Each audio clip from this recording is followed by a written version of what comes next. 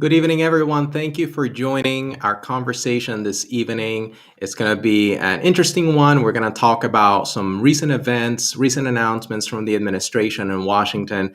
And I hope that our conversation tonight gives you some idea of what's happening, how this change in potential change in the tax code may impact you, your family, and your wealth. So before we dive in, I want to introduce myself in case this is the first time that you're listening in to one of our streams. My name is Leo Marte. I'm a Christian financial advisor, and I run a firm called Abundant Advisors, where I dedicate my work, my time, and everything that I do, both here and also individually with clients, to help people manage their wealth wisely. And that's the purpose of having this conversation tonight, to help you, to equip you, to give you some context on what's happening so that you can start mentally preparing for what's coming down the road. Now, as I mentioned before, this stream is going to be a little bit more on the educational side. So we're going to use some visuals and some charts to help you digest all of that. But before we dive into the content, I'd like to invite you to join our Facebook group, Abundant Money. And in that group, what we do is we give you an opportunity to influence the future direction of the streams and the work that we do on social media, to respond to your questions, to the things that are most pressing in your mind. And we would love to have you be part of that group so that you can influence the future direction of this conversation.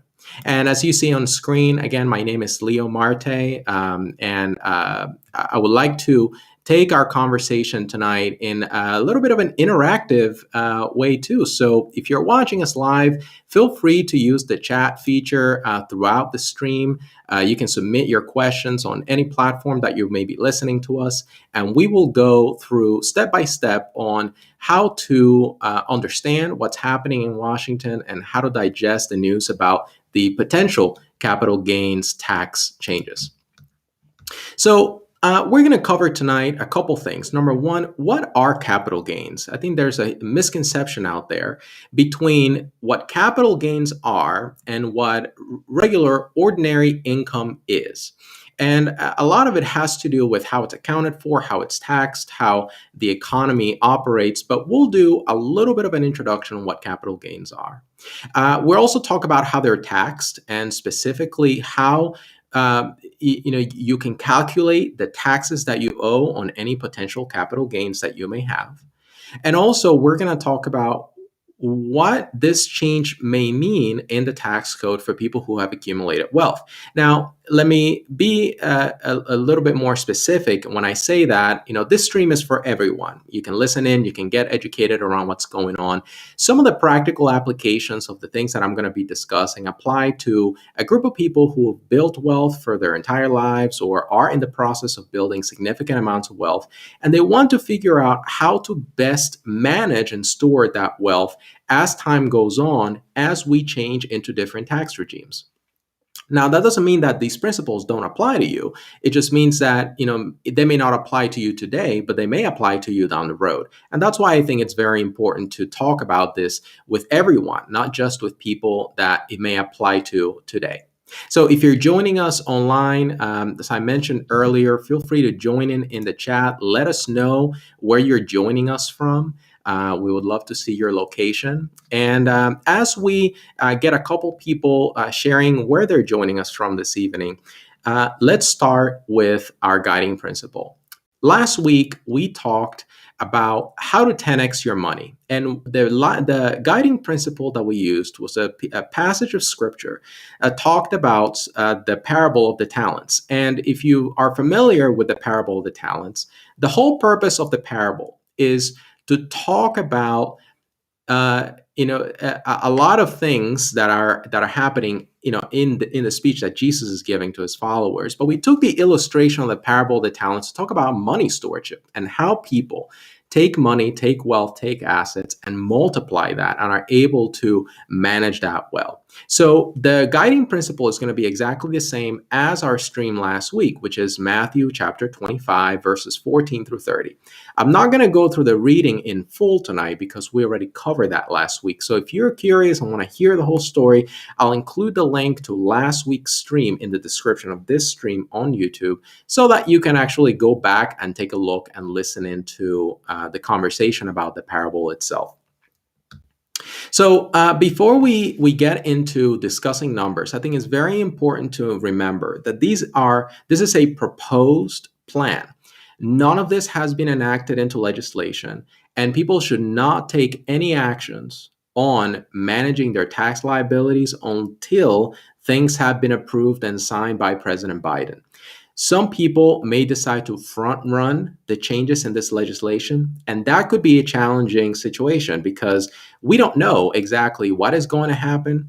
As people may like to say, the devil is in the details. So until we see the final legislation, the full text that has been approved, as an advisor, I'm always curious to see what this legislation says. I spend a significant amount of time, so do other advisors. Everyone in this industry spends a significant amount of time understanding what these changes are, and then we can put together strategies to actually mitigate any potential impact. What may happen is that if you try to front run the change before things are solidified, you may get 80% of what's happening and make changes to your strategy, but that 20% that you missed could be extremely painful because it could put you in a situation that you can't anticipate until we understand the details of what's happening.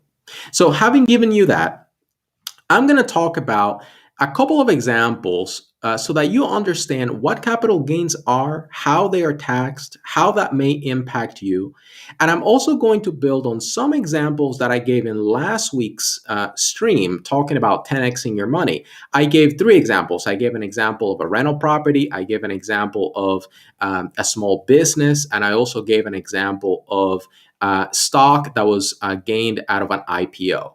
And those 3 examples were very specific. I was trying to explain to people how long it would take in all those 3 scenarios to 10x your money over a long period of time, in some cases like real estate, which would take about 20 years. And, in an IPO where it could take 3 years. And, the risk is according to the high return or the low return, depending on where you're putting your money in. So I'm going to build off of the examples that I gave last week to talk about how this may pan out in terms of paying capital gains. And the reason why it's important to differentiate them is because we're going to talk about numbers, but each of these situations have slightly different ways in which the tax code treats them for those purposes. So let's start with our first example. So I'm going to put my handy dandy screen here so that you can see, you can see the details. And if you're listening to this conversation in its recorded form through our podcast, you will also see the link to this video stream in the description of the podcast so that you can also jump on and see the visuals and the information that we're going to be sharing in a few moments. So let's talk about our first example. Let's say that you are a real estate investor. You like the idea of owning multifamily property. And, for the purposes of taxation, we'll say that you bought this property at $250,000. You put down a down payment of $50,000, so 20%.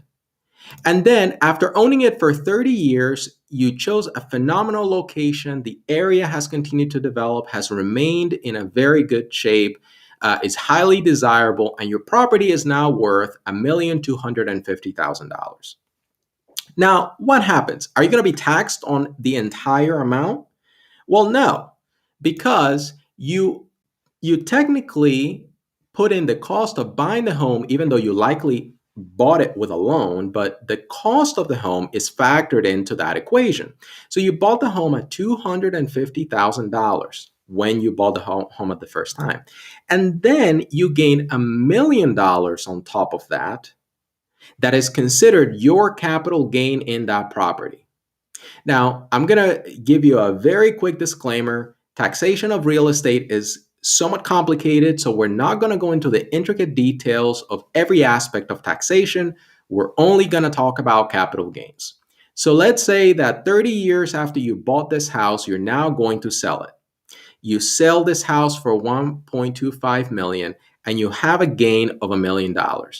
Well, guess what? The government is coming for their cut.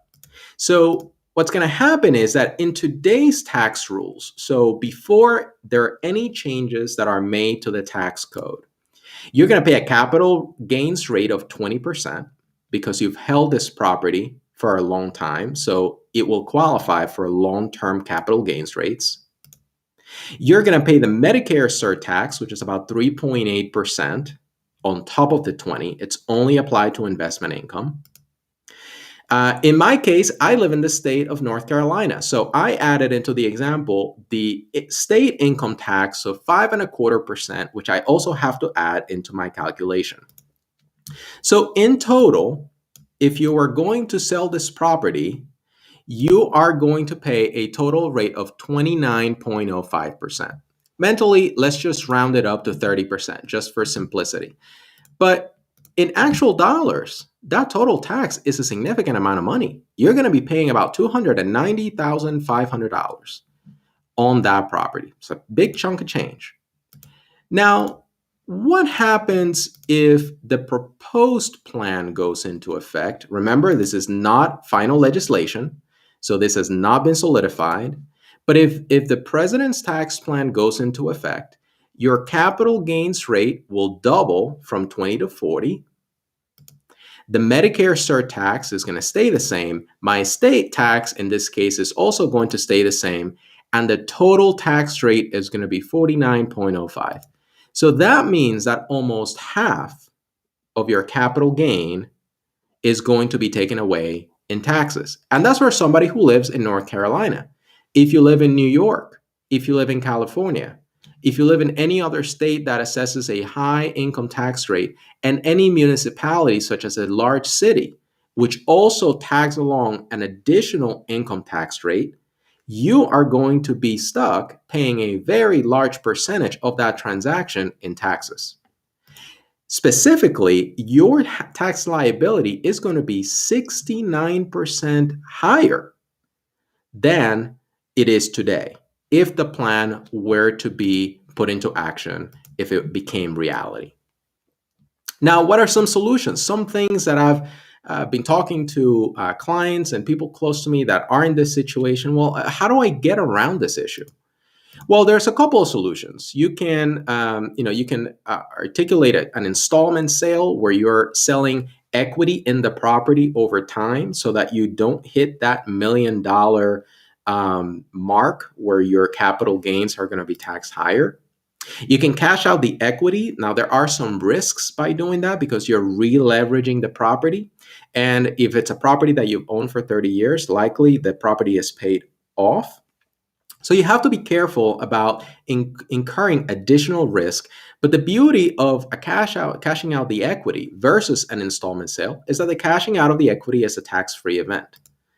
Now, you can also use that property as collateral to purchase other properties if you're staying in the real estate business, or you can do what's called a 1031 exchange, which we may cover in the future as a separate subject. But there are some solutions around this issue of real estate that could potentially help you mitigate the cost of this increased capital gain liability. Now, I want to just take a quick break and talk about our next example. And before we dive into those numbers, I'm going to use the example of a small business. Now, a small business is a little bit of a different animal because there are some provisions in the tax code that allow us to sell businesses in a qualified way, saving on capital gains. But for the purposes of this example, I'm going to show you the full impact of selling a business. Imagine you've started a business, or maybe you inherited a business from a family member. You've worked in that business for a very long time, 10, 20, 30 years.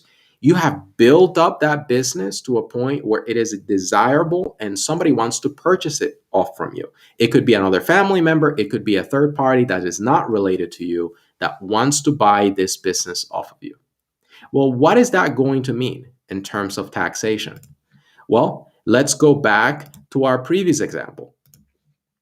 Let's say that instead of real estate, you own a small business. That small business is valued at $4 million at the moment of selling. And your basis is zero. Because remember, you either started this business or likely you bought it at such a low price 30 years ago that for the purposes of this example, it probably doesn't matter. The basis that you have in the business is probably zero. Now, all $4 million are going to be taxed as capital gains because you have no basis in this business. Well, let's see how the math works.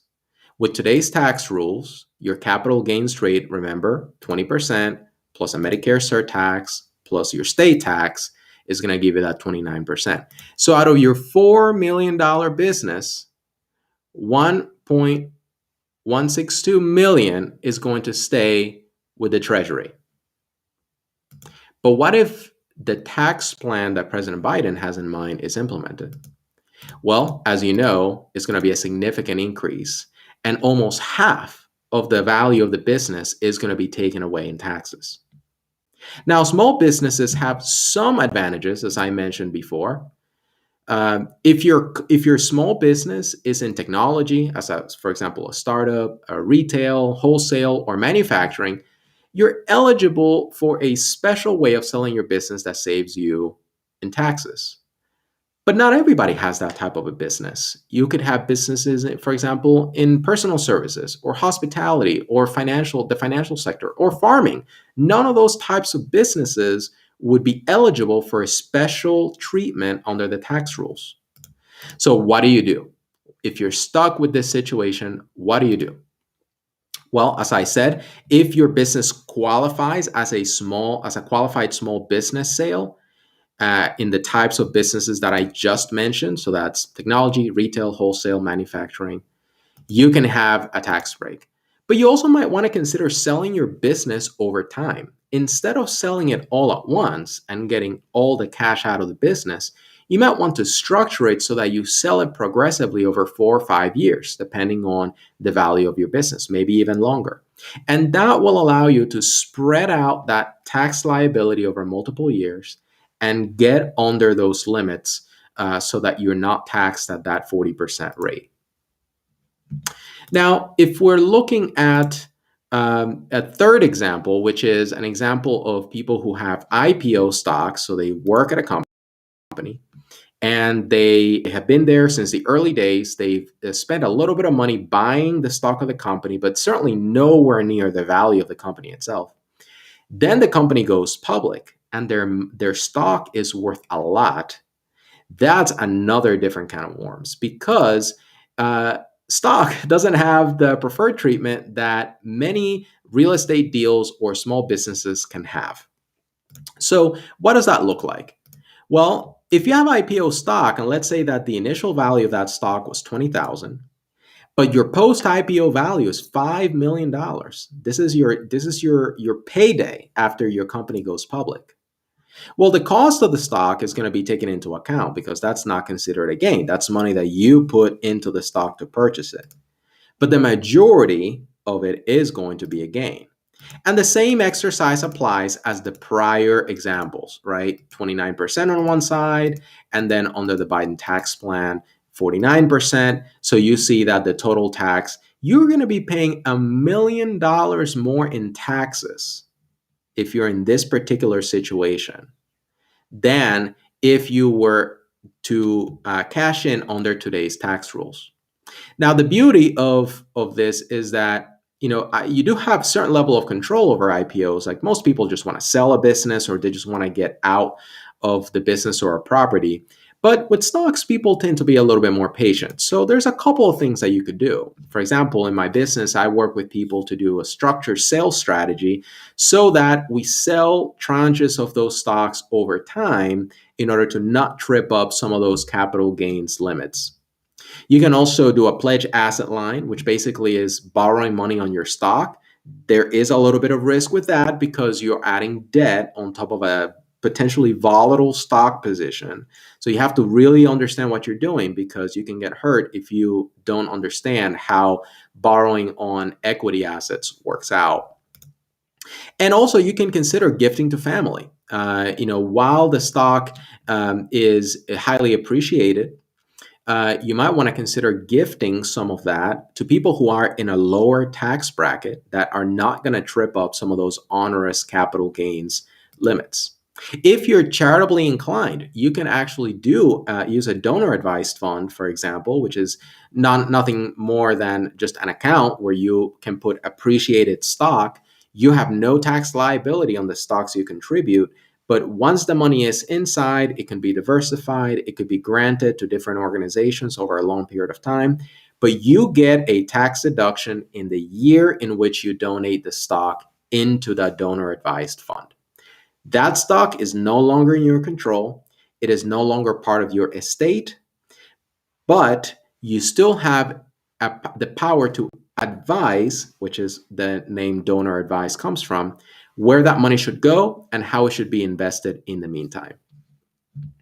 Now, those are very, very simple examples, I would say, of how this may pan out for many people.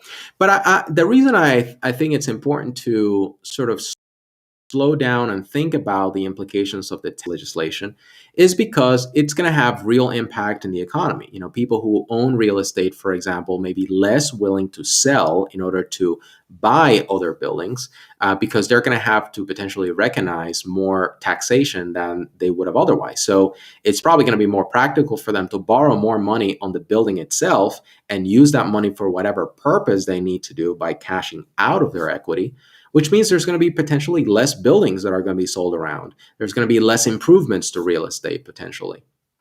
Now, if you look at small businesses are probably the people who are going to be the most hit by this, because typically small business owners, although they may own a business that is worth $3, $4, $5, $10 million, their cash flow and their lifestyle doesn't necessarily reflect the valuation of that business. When somebody comes to buy that business, they're looking at the potential growth and potential revenue over many years. But the owner of that business may not even consider themselves to be rich. They just consider themselves to have a good business that covers the needs for their family, allows them to live a good life. But they may not necessarily think of themselves as somebody who is just burning money and buying all these kinds of luxuries. But the truth is that many small business owners may get caught in this trap depending on the type of business that they have, because the tax code is going to take away a significant amount of the wealth that they've built over time. Now, when it comes to IPO stock, as I mentioned in my last example, you have less options, but you do have more patience.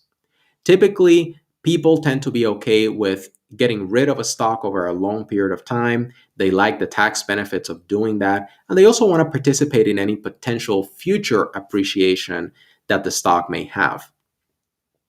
Now, when you're looking at the different things that you need to keep into account for your own financial situation, I want to encourage you to do three things. Number one, you may not think you're impacted, but you may. You may not be impacted today, but you may be impacted in the future.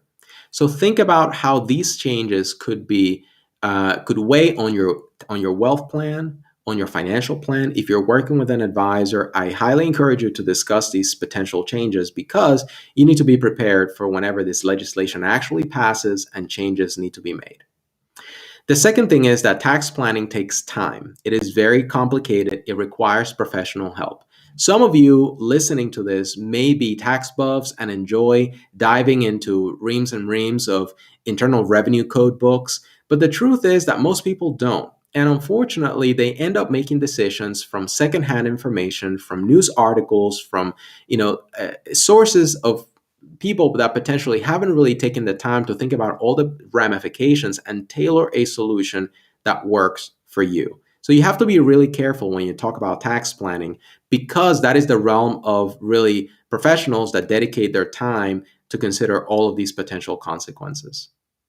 The third thing that I would encourage you to do as well is to pay attention to what's happening in Washington. You may be in agreement with this, you may be in disagreement with this legislation. The purpose of this conversation was not to be on one side or the other for what this legislation may or may not do for you or for the economy. But what you need to be doing is to understand what's happening in Washington. What are the conversations that are happening in terms of legislation? And especially if you already are managing, stewarding a significant amount of wealth, any change that comes from Washington is likely going to disproportionately impact you versus the rest of the population.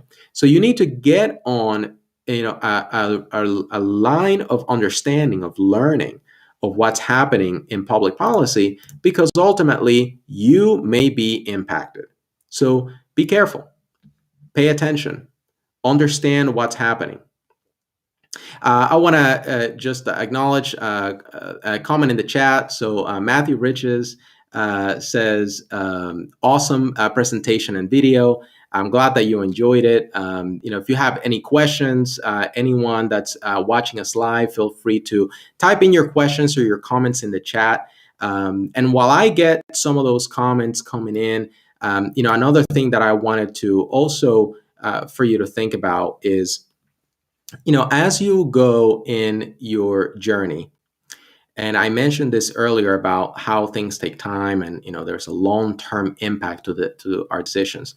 I want you to start thinking about your money and about your finances in 20, 30, 40-year time spans.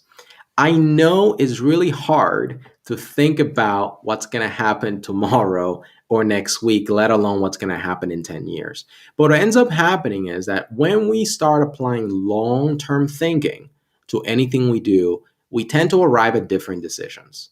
And that is a very important aspect of making wise, smart decisions, and especially when it comes to managing money, because the truth is that the money management game is always moving. There are always changes and things that are happening in the economy, in the environment, depending on who's in power and what changes to the tax code are happening, or other kinds of public policy issues and challenges that may affect the way that you manage money.